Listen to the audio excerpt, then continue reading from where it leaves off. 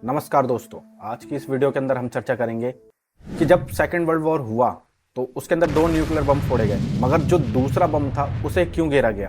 हम इसी को आज जानने की कोशिश करेंगे इस वीडियो के अंदर। आपने अक्सर सेकेंड वर्ल्ड वॉर का एंड तो सुना होगा कि ये न्यूक्लियर बम के हमले के साथ हुआ था, जो नागासाकी पर बम घेरा गया था। मगर क्या आप जानते हैं कि ये बम घेरा ही क्यों गया था? इस बम को घेरने की जरूरत नहीं थी। ये उस समय के मिलिट्री ऑफिसर्स को भी पता था कि जो सेकेंड बम है उसे घेरने की बिल्कुल भी जरूरत नहीं है। मगर हम यहाँ पर यही जानने की कोशिश करेंगे कि वो बम गिरा ही क्यों गया। अक्सर आपने इस बारे में सुना तो होगा कि बॉम्ब गिरे गए हैं, मगर कभी इस चीज पर आपका भी ध्यान नहीं गया होगा। तो हम इसके अंदर आज की इस वीडियो के अंदर हम इसी मुद्दे पर चर्चा करेंगे कि क्यों इस बम को गिरना क्या जरूरी था। तो हम शुरू करते हैं इसकी कहानी के। तो सबसे पहले दोस्तों, इसके अंदर जो फेज है वो है रसिया का। रसिया को हमें जानना बड़ा जरूरी है, क्योंकि रसिया ही वो कारण है जिसके वजह से, रशियन यूनियन ही वो कारण है जिसके वजह से यूएस ने सेकंड बॉम्ब को गिरा। और रसिया क्यों वो कारण है? क्योंकि जब वर्ल्ड वॉर चल रहा था तो हिटलर ने जब आत्मसमर्पण किया तो उस समय कब्जा कर लिया गया था रशियन आर्मी द्वारा जर्मनी पर। तो ये वहीं से बीज बोए गए थे। तो हम एक तरीके से थोड़ा सा ब्रीफ स्टोरी को लेते हुए चलेंगे ताकि हमें समझ में आ जाए कि वो जो दो बम गिरे गए, जो इतनी बड़ी हानि पहुंचाई गई जापानियों की। जापानी की सेना क्रूर थी, मगर वहां पर ये दूसरा बम गिरने की जरूरत नहीं थी। मगर दूसरा बम सिर्फ गिरा इसी वजह से गया था ताकि वहां पर स्टालिन कब्जा ना कर सके, जो रेड आर्मी है वो कब्जा ना कर सके, सिर्फ इस वजह से। तो हम इसी की शुरुआत करते हैं कि ऐसा क्यों हुआ। तो दोस्तों, आप जानते होंगे कि सेकेंड वर्ल्ड वॉर जब हो रहा था तो उस समय जर्मनी, इटली और जापान, ये तीनों एक साथ एक ग्रुप के तौर पे लड़ रहे थे। और दूसरी साइड में लड़ रहा था यूरोप की कंट्रीज। अमेरिका इस टाइम युद्ध में नहीं था। शुरू में अमेरिका 1942 के अंदर युद्ध के अंदर आया, जब उसके पर्ल हार्बर पर जापानियों ने हमला किया। तो उसके अंदर कई जान मान की इनको हानि हुई, तो अमेरिका उस युद्ध के अंदर कूद गया। यहीं पर ही फिर इन्होंने ये विचार किया कि क्यों ना ऐसा किया जाए कि जर्मनी को हराया जाए, क्योंकि जर्मनी हार नहीं रहता। और जर्मनी सबसे ज्यादा युद्ध के अंदर क्या करना चाहता था? वो चाहता था कि मैं जल्दी से जल्दी युद्ध को हरा दूं, आसपास के देशों को हरा के अपना वर्चस्व कायम कर लूं। तो वो चाहता था कि कुछ ऐसा हथियार बनाया जाए ताकि एक ही बार में सारी की सारी जो मतलब कंट्रीज हैं वो उनसे हार जाए, वो कुछ कर ना पाए उनके लिए। तो इन्होंने क्या किया कि एटम्स को अलग करने की एक टेक्निक्स बना ली। तो ये टेक्निक जब बाहर गई कि ऐसा करके कुछ एटम को स्प्लिट किया गया है और उसके थ्रू कुछ बम बनाया जा सकता है, तो अमेरिका ने इस पे काम करना शुरू किया। तो यहाँ पर दो चीज़ों को आपको जानना जरूरी है। एक तो मैनहट्टन प्रोजेक्ट जो आपने सुना होगा, और सेकंड है project Trinity. Trinity basic test जब किया गया, बम को जब फोड़ा गया, तो वो जो कोड है उसको प्रोजेक्ट ट्रिनिटी कहते हैं। और मैनहट्टन वो प्रोजेक्ट है जिसके तहत परमाणु बम को बनाया जा रहा था। तो आप इस चीज़ को समझ गए होंगे कि मैनहट्टन प्रोजेक्ट के तहत परमाणु बम को बनाया जा रहा था, और जब वो बम बन गया तो उसका परीक्षण जो किया गया वो प्रोजेक्ट ट्रिनिटी के तहत किया गया था। तो आप ट्रिनिटी और ये मैनहट्टन को समझ जाएंगे। अब 1945 के आसपास में आते हैं, जब जर्मनी की पावर कम है और जर्मनी एक्सपेंड कर रहा है यहाँ पर आसपास की, उसने सारी कंट्रीज पे एक तरीके से कब्जा कर लिया। फ्रांस को वो जीत चुका है, जो कि एक पावर थी किसी टाइम के अंदर, वो जीत चुका है। कमर उसने ब्रिटेन की भी बुरी तरीके से तोड़ रखी, जो ऑपरेशन बिल्ड्स कहते हैं उसके तहत उन्होंने, द बिल्ड्स के नाम से बड़ा फेमस है कि बॉम्बिंग की थी। कई महीने तक उसने लंदन पे बमबारी की थी सेकंड वर्ल्ड वॉर के दौरान। लंदन को पूरा तहस नहस कर दिया था। अब हिटलर को हराने के लिए इन सबको लगा कि यार कुछ तो ऐसा करना पड़ेगा कि हिटलर हार जाए। इन्होंने क्या किया, यहाँ पर रसिया एक साथ हो गया, रसिया, यूके और अमेरिका की पर्ल हार्बर पर हमला हो चुका था। तो ये सारे साथ में आ गए कि अब हम करते हैं ऐसा कि एक साथ मिलकर आक्रमण करते हैं। तो 1945 के अंदर उन्होंने आक्रमण किया। हिटलर को जब लगा कि मैं हार रहा हूं, तो हिटलर ने खुद को बंद करके गोली मार ली। अब जो ये कब्जा हुआ यहाँ पर, आप देख रहे तीन सेनाएं हैं जब आई आपस में लड़ रही, यानी कि तीन सेनाएं एक साथ आए हैं। और यहाँ पर एक चीज आपको समझना जरूरी है कि रसिया का पूरा साथ दे रहा था इस टाइम तक अमेरिका, क्योंकि अमेरिका भी चाहता था जर्मनी कहीं ना कहीं हार जाए। तो यहाँ पर इन तीनों की सेनाओं ने मिलकर लड़ा था। तो यहाँ पर जो जर्मनी का हिस्सा आया था, इस जर्मनी के हिस्से को अब बारी थी कि इसका बंटवारा कैसे होगा। जैसे फर्स्ट वर्ल्ड वॉर के अंदर बंटवारा किया था, क्या इस तरीके से कोई बंटवारा तो नहीं करना। अब यहाँ बंटवारे की समस्या थी। अब बंटवारे के बाद किसको क्या हिस्सा मिलेगा और किसको कितनी पावर होगी, ये भी तो एक बड़ी बड़ी समस्या है। क्योंकि अगर बंटवारा हो जाएगा तो पावर भी तो किसी ना किसी के पास कम या ज्यादा होगी। कैसे पता चलेगा किसने इसको हराया किसने नहीं हराया? यहाँ इस चीज की समस्या थी, क्योंकि रसिया का जो रुख था वो यही था कि हम जो एरिया को कब्जा करेंगे वो एरिया हमारा होना चाहिए, क्योंकि हमारे 2 करोड़ के आसपास के लोग इसके अंदर मारे गए। रसिया का ये क्लेम था उस टाइम पे। इसके बाद ही इसी का जो ये फेज था, जुलाई के अंदर बॉम्ब का परीक्षण किया गया था प्रोजेक्ट ट्रिनिटी के तहत। और अभी जो जर्मनी पे कब्जा हो गया, इस जगह पे अभी किसी का भी कोई राज्य नहीं है। अभी सिर्फ ये है कि इस जगह पे किसको कितना कितना हिस्सा मिलना चाहिए। इस जगह के 4 हिस्से हुए थे। मैं इससे पहले बताने से पहले इसके बीच की एक कड़ी को और जोड़ता हूँ। अमेरिका ने सोचा कि यार हम ऐसा करते हैं कि क्यों ना इस जापानियों को हराया जाए डायरेक्ट ही। तो इन्होंने टोक्यो पर बम्बार्डमेंट की थी 9 या 10 मार्च की डेट है, 9-10 मार्च की 1945 को। इसमें इन्होंने जब बम्बार्डमेंट की रात के टाइम पे, तो करीब इसमें कहते हैं 85,000 के करीब लोग मारे गए थे। 80 से 85,000 का आंकड़ा है इसके अंदर लोगों का मारा जाना। इतनी भयंकर तरीके से बमबारी की गई थी टोक्यो पे। तो अमेरिका को लगा कि यार इतनी बमबारी करने के बाद तो आत्मसमर्पण कर देना चाहिए, यानी कि इस युद्ध मतलब हम हार गए हैं ये कह देना चाहिए जापान को। मगर जापान ने यही ना कहा, इतने लोग मरने के बाद भी ये नहीं कहा। अब यहाँ पर क्या था कि अमेरिका को समझ में आ गया कि यार कुछ तो ऐसा करना पड़ेगा कि या जापानी जो हार नहीं मान रहे ये हार मान ले।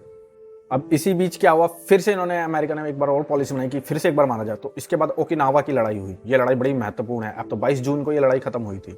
ओकिनावा की लड़ाई जो थी ये बहुत ही एक भयानक था। इसके अंदर जो दोनों सेनाओं को बहुत बड़ी हानि का सामना करना पड़ा था। यहाँ अमेरिका जो अपने आप को पावर कहती थी उसके 12,000 के करीब सैनिक मारे गए थे, और जो जापान थी उसके करीब 2 लाख के करीब सैनिक मारे गए थे। तो अमेरिका को यहाँ लगा कि अब तो इनको आत्मसमर्पण कर देना चाहिए, क्योंकि इतने लोगों को हमने इनके मार दिया है। फिर भी यहाँ पर जापानियों ने कोई आत्मसमर्पण की कोई शर्त नहीं कही, कुछ नहीं मांगा। अब जापानियों के यहाँ पर भी 2 धड़े बढ़ गए कि यार क्या हम सरेंडर करें कि क्या हम मारे। तो इसके अंदर भी ये था, कुछ लोगों ने कहा कि यार हमें सरेंडर कर देना चाहिए, ये आर्मी के अंदर था। कुछ ने कहा कि नहीं, हम अंतिम सांस तक अपना लड़ेंगे और हम हार नहीं मानेंगे। तो ये जो ओकिनावा जो शहर है ये नीचे की तरफ बसा हुआ है जापान के अंदर। तो यहाँ से क्या था, नागरिक एरिया आने शुरू थे जहाँ पर सिविल नागरिक रहते थे।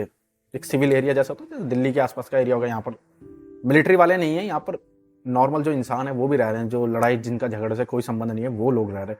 अभी लड़ाई लड़ते लड़ते कुछ ऐसे रिहायशी इलाकों में आ गए थे, और यहाँ तक अमेरिका को समझ में आ गया कि अब हमें जो लड़ाई जीतनी है तो हमें कुछ ऐसा करना पड़ेगा ताकि हमारे लोग भी ना मारे जाए और हम युद्ध को जल्दी से जल्दी जीत सके। इसी बीच अमेरिका ये चीज़ सोच रहा था कि यार इससे कैसे किया जाए। यहाँ पर ओपनहाइमर ने न्यूक्लियर बम जो था उसको डिजाइन कर लिया था। न्यूक्लियर टेस्ट इन्होंने किया और वो सक्सेसफुल रहा, और ये एक बड़ा भयानक बम था। कहते हैं 62-70 किलोमीटर के आसपास के एरिया तक इसका असर गया था। अब इन्होंने बॉम्ब बना लिया। यहाँ पर 17 तारीख को पोस्टडम कॉन्फ्रेंस शुरू हुआ। अब ये पोस्टडम कॉन्फ्रेंस बड़ा ही महत्वपूर्ण है, क्योंकि यहीं पर ही अब देखा जाएगा कि जर्मनी का बंटवारे की नीति आएगी और यहीं से अमेरिका। तो 16 जुलाई की जो डेट थी, 16 जुलाई 1945 को इसमें बॉम्ब का परीक्षण कर दिया। 17 जुलाई को पोस्टडम कॉन्फ्रेंस हुआ। इसके अंदर 3 देश आए हुए थे मेन। इसके अंदर था यूके था, यूएसए था और रसिया था।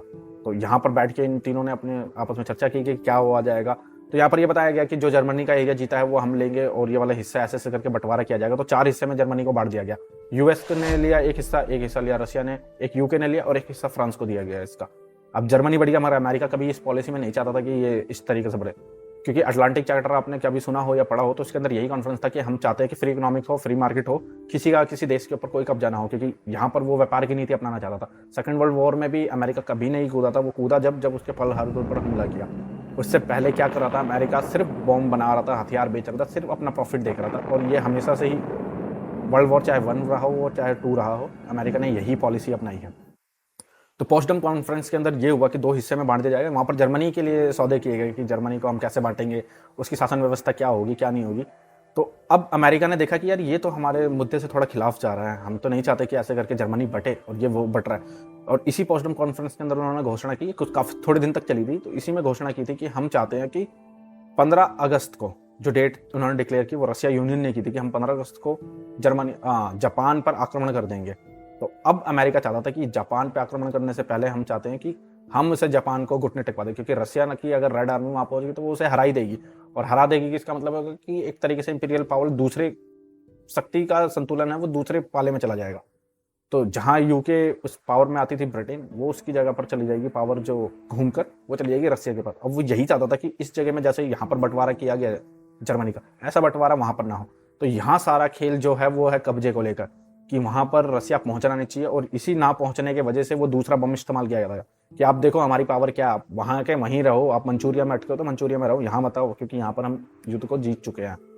अब ये घुटने टेक करवाने का काम था। जैसे कि 1971 की लड़ाई में देखोगे इंदिरा गांधी ने जब बांग्लादेश के अंदर, अभी तो बांग्लादेश बना नहीं है, पूर्वी पाकिस्तान के अंदर जब कुछ हो नहीं पा रहा था ना, तो एंड में जो वहाँ पर के जो सबसे हाईएस्ट ऑफिसर जहाँ पर बिल्डिंग में मीटिंग कर रहे थे, उसी बिल्डिंग में बमबारी करवा दी थी। तब उन्हें समझ में आया कि हाँ मामला ज़्यादा ही गंभीर है, हम नहीं जीत सकते। तो आत्मसमर्पण उसके अगले दिन ही कर दिया था उन्होंने।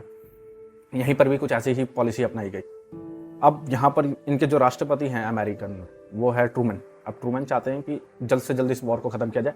और सबसे पहली बात कि अमेरिका की जनता भी यही चाहती है कि वॉर को ख़त्म कर दो, किसी भी तरीके से मार दो, क्योंकि यहाँ पर प्रोपेगेंडा अमेरिका के अंदर भी चलाया गया। जापानियों को ऐसी छवि दिखाई गई कि जापानी इंसान नहीं है, वो एक तरीके से दरिंदे हैं, इनको मारो। इस तरीके की एक सोच डेवलप कर दी गई थी अमेरिका के अंदर।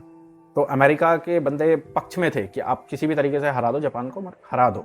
पोस्टडम कॉन्फ्रेंस के अंदर ही एक खुली चेतावनी दी कि हम चाहते हैं कि जो जापान है वो आत्मसमर्पण कर दे, मगर जापान नहीं चाहता कि आत्मसमर्पण करे, क्योंकि वहाँ पर के राजा हैं, उन्हें पता कि हमारे राजा की पावर छिन जाएगी, हमें उनके शर्तों पे आत्मसमर्पण करना पड़ेगा। क्योंकि अमेरिका चाहता था कि आत्मसमर्पण किया जाए तो वो भी बिना शर्त के आत्मसमर्पण हो, आपकी कोई ये नहीं चलेगा कि नहीं यार हमें थोड़ी सी रियायत दे दो, ये दे दो, वो दे दो।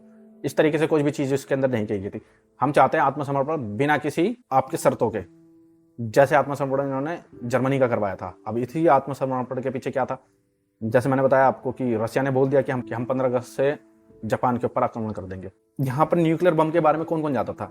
टेस्ट का परीक्षण हो चुका है। अभी टेस्ट के परीक्षण के बारे में जो इनके सहयोगी थे यूएसए के, वो था एक तो यूके, कनाडा। ये 2 देश जानते थे कि अमेरिका ने ऐसा बम बना लिया है। अब इस बम की टेस्टिंग के लिए इन्होंने सबसे पहले जो जगह चुना, वो चुना इन्होंने कई सारी जगह जापान के अंदर चुने थे। तो उसमें 2 मेन जो जगह बनाया था, वो एक तो हिरोशिमा था, दूसरा नागासाकी था। उसकी जगह किसी और जगह को चुना था इन्होंने, मगर बाद में जब वो उस जगह पे उनका आक्रमण नहीं हो पाया तो फिर उन्होंने नागासाकी को चुना। प्रेस कॉन्फ्रेंस करके घोषणा की कि हम आपके ऊपर ऐसा बम का इस्तेमाल करेंगे जो आपने कभी सोचा भी नहीं होगा। और उससे पहले सबसे मेन एक चीज़ और आपको समझनी जरूरी है कि हिरोशिमा को ही क्यों चुना गया, हिरोशिमा और नागासाकी को। अमेरिका चाहता था कि हमारा जो बम बना है, अब ये जो न्यूक्लियर बम था, इनका पावर इनको पता तो थी, क्योंकि टेस्ट तो कर लिया था कि इतने बड़े एरिया को तबाह कर सकता है, यानी एक देश को पूरे का पूरा उड़ा सकता है ये चाहे तो इन्होंने कहा आप सबसे ऐसी जगह को लेके आओ चुन के जो सबसे अच्छी जगह हो जापान की, क्योंकि आपने एक इतना विनाशकारी हथियार बनाया है, कैसे पता चलेगा कि वो इतना विनाशकारी है? तो आप कुछ ऐसी जगह लेके आओ जो पहले बड़ी खूबसूरत है, मगर जब हमारा बम गिरेगा तो वो उसके बाद जो उसकी बदसूरती होगी, जो उसका भयानक दृश्य होगा, उसे देख के एक आम आदमी की रूह भी कांप जाए। क्योंकि आप बिफोर आफ्टर की पिक जब देखेंगे इसकी पिक्चर्स, तो आप खुद समझ जाएंगे कि उस बम की कितनी पावर रही होगी, कितनी हाई कैपेसिटी रही होगी। जो हिरोशिमा थी वो 3.5 लाख के आबादी वाला जो एरिया था, उसे कई किलोमीटर तक का एरिया जल के खत्म हो गया था, निस्ते नाबूद जिसे कहते हैं वो। तो इसी वजह से ये जो हिरोशिमा और नागासाकी को चुना गया कि एक अच्छी जगह चाहिए जिसके बिफोर और आफ्टर की पिक्चर हम दिखाकर ये बता सके कि हमारे पास क्या बम है, और जो वर्ल्ड की पावर है वो हमारे पास आ जाए। क्योंकि यूके को इसी के बाद देखेंगे कि यूके की पावर नीचे चला गया और यूएसए है जो वो ऊपर उठ के आया। वो सारी घटनाक्रम यहीं से चल रहा है। अब अमेरिका ने सोचा कि इसको अब मजा चखाया जाए। इसके बाद आती है दोस्तों 6 अगस्त की तारीख, जिस दिन पहला परमाणु बम गिराया गया। तो हिरोशिमा को चुना गया था, पहला परमाणु बम उस पर गिरा, तो वहाँ पर कहते हैं कि 70,000 के आसपास के लोग वहीं पर मारे गए। अब जो वहाँ पर का दृश्य है वो बड़ा भयानक है। 70,000 के करीब उस बम का पावर कहते हैं कि उसकी हीट इतनी तेज होती है, कई लाख टेम्परेचर होता है डिग्री में उसका। अब आप समझ रहे हैं किसी चीज़ को पकाने के लिए हमें कितना टेम्परेचर चाहिए होता है। कई लाख का मतलब है कि कण लग रहा है और सीधा जल के निकल जा रहा है, इतनी हाई रेज होती है उसकी किरणों का। अब यहाँ पर यही किया गया, बम मारा गया, लोग मरे, पूरा का पूरी ज़मीन बंजर हो गई। यहाँ पर सबके मतलब पूरा बदन तो ऐसे ही जल गया। वहाँ की नदियों के बारे में कहा जाता है कि वहाँ पर जितने भी आसपास की नदियाँ थी वो सारी की सारी लाशों से भर गई। और लाशों से भरने का कारण यही था कि जब लोग जलने शुरू हुए तो वो पानी की तरफ कूदना शुरू किया कि मेरे शरीर को राहत मिले। और ऐसे ही देखते देखते कई सारी लेयर्स पे लाशें उस तालाब के अंदर भर गई, सारी की सारी जितनी भी वहाँ पर की नदियाँ थी, तालाबें थी उसके अंदर। अब इसके बाद जापान की कमर टूट चुकी थी। यहाँ पर सबको पता था कि अब जापान हिल चुका है, क्योंकि इतना भयानक बम किसी ने भी नहीं देखा था। फिर इसके बाद इन्होंने एक और प्लानिंग की कि रसिया इस टाइम तक तो निकल चुका था कि हमें लड़ाई करनी है जापानियों से, तो वो मंचूरिया पहुंच चुका था। तो अब वो पहुंच ही रहा था, ये भी नहीं कि रसिया रुक रहा था, वो पहुंच ही रहा था, क्योंकि इतना भयानक बम है किसी को अंदाजा भी नहीं था, कोई मानने के लिए तैयार भी नहीं था क्या कुछ ऐसा बन भी सकता है क्या। फिर इसके बाद दोस्तों रसिया आगे बढ़ रहा है। अमेरिका ने कहा कि ये रसिया रुकने के लिए राजी नहीं हो रहा, तो हम क्या करें। उन्होंने फिर इसके बाद जो दूसरा बम था उसे फेंका। उसके बाद जो फैट मैन जो बम कहते हैं उसे फोड़ा गया, वो उससे और ज़्यादा पावरफुल था। और उसके लिए जो जगह चुनी गई थी वो थी नागासाकी। नागासाकी के अंदर भी करीब 80 से 85 हज़ार के आसपास लोग मारे गए एक ही बार के अंदर उस घटनाक्रम में। मतलब दिसंबर तक के आसपास का ये आंकड़ा है, 85 हज़ार के आसपास लोग वहाँ पर मारे गए। तो ये बम जो गिरा गया था वो सिर्फ इसलिए गिरा गया था कि रसिया जो है वो कब्जा ना कर ले जापान के ऊपर। और इसका परिणाम क्या हुआ, जापानियों को भुगतना पड़ा। उनके 2 शहरों पर न्यूक्लियर बम से अटैक किया गया। योजना तीसरे बम को भी मारने की बनाई गई थी, क्योंकि ग्रूव जो उनके जनरल थे जिनके देखरेख के अंदर ये बम बनाया गया था, प्रोजेक्ट मैनहट्टन प्रोजेक्ट पूरा चला था, वो इन्हीं के अंडर में चला था। वो चाहते थे कि तीसरा बम भी गिरा जाए, मगर यहाँ पर इन 2 बम से ही काम हो गया। तो उन्होंने कहा कि हम चाहें तो इसे कुछ ही हफ्तों में फिर से बम गिर के एक बार और उसको और बुरी तरीके से और घुटने पे ला सकते हैं और अमेरिका का आधिपत्य खत्म ना हो जाए या फिर कुछ नई पॉलिटिक्स चालू ना हो जाए। तो ये सिर्फ पॉलिटिक्स की वजह से ऐसा हुआ कि जापान के ऊपर दूसरा बम मारा गया, क्योंकि पहले बम का जो भयानक परिस्थिति थी, जो दृश्य था, उससे तो वो वैसे ही सनसनी सी फैल गई थी कि यार ऐसे कैसे। जापानी तो कहते हैं कि कहीं मानने के लिए राजी नहीं थे कि हमारे इतने बड़े एरिया में कभी कुछ ऐसा हो ही नहीं सकता। जापान के एक न्यूज रिपोर्टर ने कहा कि मैं अभी हिरोशिमा को देखा है मैंने, वहां पर तो कोई बिल्डिंग है ही नहीं। मगर जब उन्होंने ये रिपोर्टिंग जापान की सरकार को दी तो जापान की सरकार ने तो मना कर दिया, ऐसा कुछ हो ही नहीं सकता, ऐसा कोई बम आ ही नहीं सकता। ऐसा कैसे हो सकता है कि यार हमारा एक पूरा का पूरा शहर ही तबाह हो जाए 1 मिनट में एक बम से? ऐसी तो कोई टेक्नोलॉजी आई नहीं है। तो कई लोग मानने के लिए ही राजी नहीं थे। 14 अगस्त को खुले तौर पर उन्होंने आत्मसमर्पण दिया, वो भी बिना शर्त के। मगर यहाँ पर दोस्तों मेन समझने वाली बात यह है कि एक देश को दूसरे देश के कब्जे से रोकने के लिए ही ये बम गिरा गया। मगर यहाँ पर यह क्यों कहा जाता है कि अमेरिका चाहता तो ये बिना बम को फेंके इस युद्ध को रोका जा सकता था? ये नहीं, अमेरिका के ही मिलिट्री ऑफिसर्स जो हैं वो कहते हैं इस बारे में। और उनका कहने का मतलब ये था कि जुलाई के आसपास तक जब हिटलर को मार दिया गया तो उन्होंने ये बताया कि इटली के पास कोई पावर नहीं है, इस साइड में कोई पावर नहीं, क्योंकि लड़ाई 2 फ्रंट में लड़ी रहती है। एक तो एशिया की साइड में लड़ रही थी जहां पर जापान था, और दूसरी जो लड़ाई थी वो यूरोप की साइड में थी। यूरोप में एक ही था जो हिटलर था, हिटलर को मार दिया गया था। अब एशिया की साइड में जापान का कोई भी ऐसा कोई दोस्त तो था ही नहीं, और जो यूरोप से उसे पावर मिलती थी वो भी दोस्त उसके रहे नहीं है। तो वो तो घुटने पे वैसे ही आ गया। नेवी की उन्होंने कमर पहले ही तोड़ चुके थे, इतनी बॉम्बार्डमेंट की गई थी, चाहे टोक्यो हो चाहे ओकिनावा की लड़ाई हो, उसके अंदर तो जापानी मारे ही गए थे। तो अमेरिकन ने कहा, जो उनके बड़े सैनिक थे, उन्होंने रिपोर्ट में कहा था जुलाई के आसपास में कि हम चाहें तो इसको ब्लॉकेज करके इस एरिया को, जापान को एक तरीके से घेराबंदी करके घुटने पे ला सकते हैं कुछ ही टाइम के अंदर। और यहाँ पर दोस्तों सबसे बड़ी बात है, कुछ टाइम का मतलब ये नहीं होता कि 2 4 10 दिन में, ये कई महीनों का प्रोसेस भी हो सकता है, कई सालों का भी हो सकता है। जैसे अभी रशिया यूक्रेन की लड़ाई चल रही है, आपको क्या लगता है ये 1 2 साल में रुकने वाली चीजें हैं क्या? शुरू में लगा था कि 3 4 महीने में घुटने टेक दिए जाएंगे, नहीं होगा। आप जितने भी बड़े से बड़े वॉर देखो, कई कई साल तक चलते हैं। रशिया के जितने भी युद्ध हुए हैं ज्यादातर वो 8 8 10 साल तक चल ही जाते हैं। अफगानिस्तान वॉर कम से कम 10 साल तक चला हुआ है। तो ऐसा नहीं है कि ये थोड़े ही टाइम में ऐसा कुछ आत्मसमर्पण करा दिया जाता है। तो अभी रशिया जिस हिसाब से यूक्रेन में लड़ रहा था वो काफी टाइम तक लड़ेगा। तो ऐसे ही जापान के साथ भी था, कुछ टाइम तक उसे रोका जाता है, मगर वो एक टाइम पे घुटने पे आ जाता। जब उसके पास कुछ चीजें रहती ही नहीं तो वो कैसे ऐसा कर सकता था, कैसे अपने आप को सर्वाइव करता? तो यहाँ पर ये भी तर्क दिए गए कि बॉम्ब को घेरना ज्यादा जरूरी नहीं था, मगर अमेरिका चाहता था कि अपनी पावर मुझे दिखाना है, इस वजह से। और यहीं से शुरुआत हुई कोल्ड वॉर की, क्योंकि रसिया को क्या लगा कि तुमने हमारी हर जगह मदद की है, हमने तुम्हारी हर जगह मदद की है, और आपने इतनी बड़ी जो चीज बनाई, इतने बड़ा जो साइंटिफिक ये जो टेक्नोलॉजी है, ये जो बॉम्ब की टेक्नोलॉजी, ये आपने हमसे छुपाई क्यों रखी? मैं आशा करता हूं कि जिस चीज को मैं समझाना चाहता था आपको, शायद वो मैं आपको समझाने में कामयाब रहा हूं। और आशा करता हूं आपको ये वीडियो पसंद आई होगी। यदि वीडियो पसंद आई है तो लाइक करें, शेयर करें और चैनल को सब्सक्राइब करना ना भूलें। धन्यवाद।